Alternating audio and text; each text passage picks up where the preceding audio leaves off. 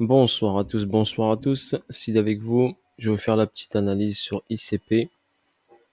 Car vous voulez l'analyse sur ICP. Donc là, je l'ai sur le graphe de Binance. Donc ICP, j'ai un ATH ici dans les 2840 $, on va dire grosso modo, on va arrondir. D'accord.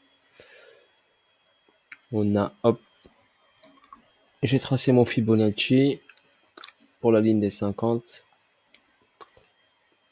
qui est juste ici aux 1423 $. Ok. Donc ici, on a eu cette grosse chute, elle a été provoquée par l'encaissement des tokens team, donc des cryptos de la team qui ont encaissé. Ils avaient ici pratiquement des millions, des milliards. Donc ils ont encaissé, ce qui a fait chuter le prix. C'est pas très cool de leur part. Mais le prix était à 2820, une ouverture de marché, et un listing énorme à 2008 qui a fait plonger le prix jusqu'à pratiquement 28 $, je pense, 26,64.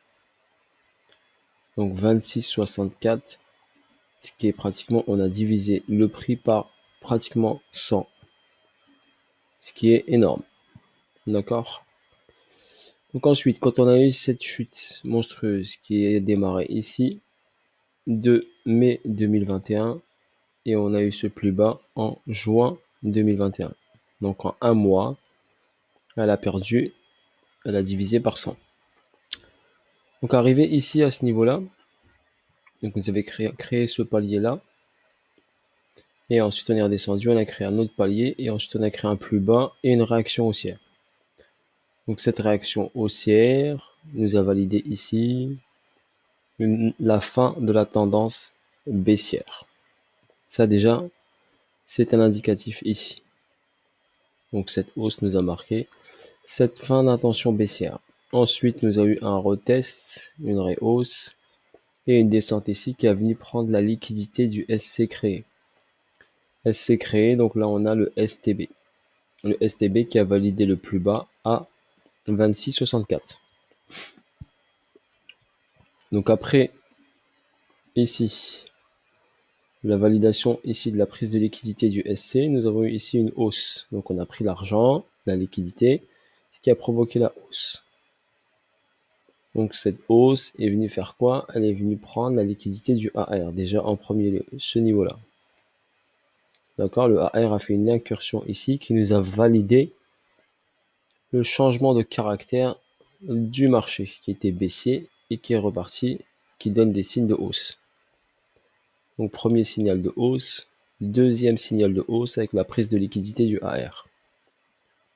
D'accord?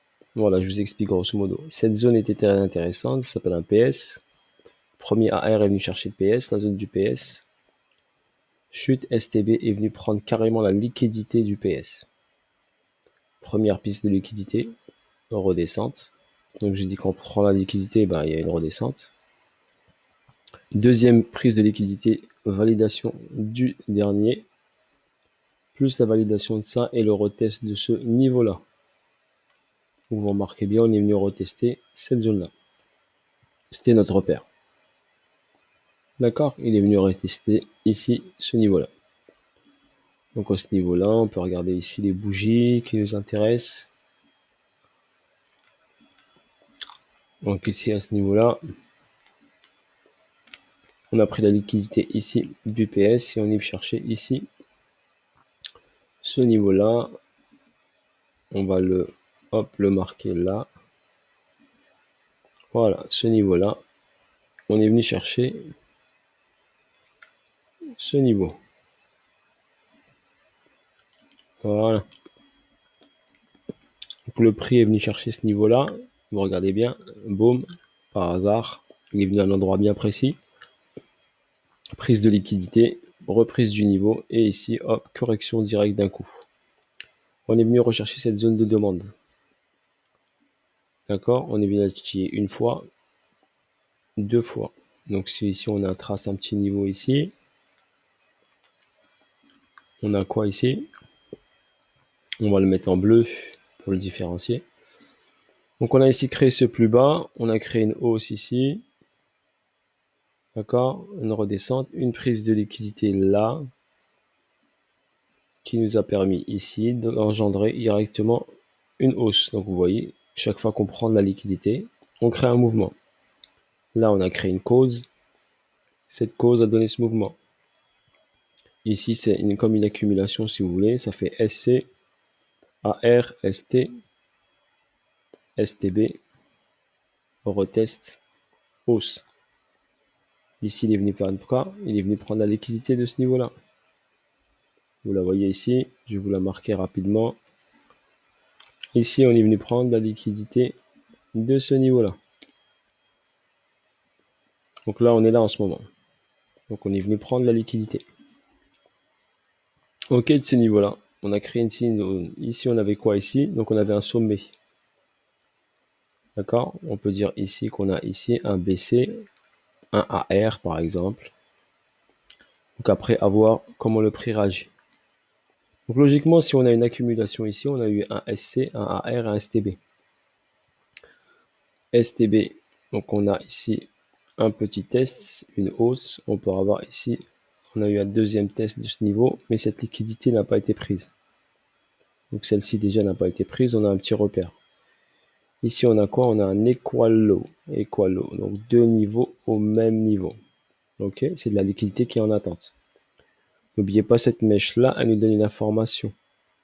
Ça veut dire que le prix peut retourner à ce niveau-là, voire bien sûr en dessous pour la prendre. Si on a une accumulation de type 2, donc ça veut dire qu'on n'aura pas de spring. Ça veut dire qu'on ne prendra pas ici la partie du STB, la liquidité. Mais on peut venir la retester. Donc comment venir la retester? Moi personnellement, je suis rentré déjà ici sur le STB pour votre information. Donc là, ici, on a ce niveau-là qui nous intéresse. Donc je vais vous le marquer ici. Donc ce niveau-là, si on vient retester la zone ici, et le deuxième niveau, il est là. Donc on a un petit price delivery, un petit déséquilibre de marché. Il n'a pas été checké, regardez bien ici. La mèche n'est pas venue le prendre. Donc on a cette zone-là, entre 31 $ et 29 $. Donc pour nous, c'est une zone. D'accord? Zone de demande ici qui est là aussi, qui a emmené le prix vers le haut. Donc nous, nous allons surveiller. Moi, j'ai mis une alerte ici. Donc j'ai déjà pris un bag ici. Donc s'il vient descendre, prendre la liquidité du STB plus bas, je remettrai une deuxième cartouche. Là, j'ai mis première cartouche. Et là, s'il vient plus bas, j'en mettrai une deuxième. Donc, potentiel de hausse. Si on le prend ici, si on l'a pris ici sur le STB, pour ma part, je l'ai pris là sur STB, sur cette zone-là, quand il a pris la liquidité du SC. Donc là, si on va chercher la TH, par exemple, on a un potentiel fois 100. D'accord? Un potentiel fois 100. Donc là, par exemple, si vous mettez 100 balles, multiplié par 100, ça vous fait, vous rajoutez 2 zéros, ça vous fait 1000, 10 000. Avec 100 euros, vous transformez 100 euros en 10 000 euros s'il va chercher la TH. Bien sûr, si je suis rentré là. Si le prix revient là, donc n'hésitez pas à le mettre en portefeuille. Là, pour moi, c'est une pépite. Bien sûr, il va falloir attendre sur le long terme. On a l'intention haussière, une intention haussière, deuxième intention haussière. Donc ici, on a eu arrêt de la tendance baissière, changement de caractère. D'accord? Donc nous avons l'information qui est sous nos yeux. On est parti chercher des niveaux bien précis. Si par exemple, je le mets en portefeuille dès aujourd'hui, et je vais chercher la TH, j'aurai quand même 1 fois 49. Ça veut dire engagement ici, multiplié par 49 si on va chercher la TH. Si bien sûr, on peut aller au-dessus. Hein. Ok, si on va chercher juste la zone des 50%, par exemple la zone des 50, juste la zone des 50, on est en discount, on va aller chercher le premium, on est à x24. Donc ça vaut le coup de le mettre en portefeuille et de le laisser tourner, pour votre information. On peut rentrer bien sûr en DCA. On est en zone discount. Ok, n'oubliez pas qu'on est en logarithmique. Regardez, la zone discount, on est là. On est tout en bas de la zone discount.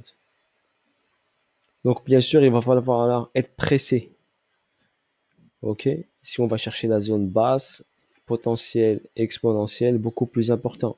Donc facteur exponentiel, un bon petit fois 100 ou fois 90 ou fois 80. Ok, donc un petit conseil, je suis pas un conseiller financier, mais je vous dis, vous pouvez le mettre en portefeuille, bien sûr, ne mettez pas all-in, bien sûr, dessus. D'accord? Mettez un pourcentage de votre capital, 1%, 2%, 3%. D'accord? Et vous le laissez tourner. Vous le laissez tourner car pour aller chercher la DH, je pense qu'il va mettre du temps, il va pas y aller directement en ligne droite. Ok? Car il y a des paliers à respecter. Il y a un palier qui est très important qui est ici. D'accord? Il peut aller checker. Donc déjà, si on va chercher juste ce palier-là, par exemple, un exemple ici, si on est à le prix en ce moment, donc juste ce palier-là, ça donne 1 fois 3. D'accord? Juste le premier palier. Ok, la prise de liquidité de ce niveau-là, ça donnera 1 fois 3. Ok, donc voilà pour ICP. Moi, je vous dis, on peut le mettre en portefeuille. On le laisse tourner, on attend, on est en zone d'accu. La zone d'accu a duré du juin 2021 et on est toujours dedans jusqu'à novembre 2021. Par exemple, presque, on va dire cette zone d'accu a duré juin, juillet, août, septembre, octobre. On rentre dans le 5e mois d'accumulation. Donc quand l'accumulation est un peu longue, forcément l'explosion, elle sera en conséquence derrière. Voilà, sur ce, bonne soirée à vous tous et à bientôt pour de nouvelles vidéos et de nouvelles aventures. Vous voulez ICP, je vous l'ai présenté. Potentiel de hausse par rapport au prix actuel. Au prix actuel, on est, si on va chercher la TH, à 1 fois 50. Ok, bisous à tous, ciao ciao, bye bye et à bientôt pour de nouvelles aventures.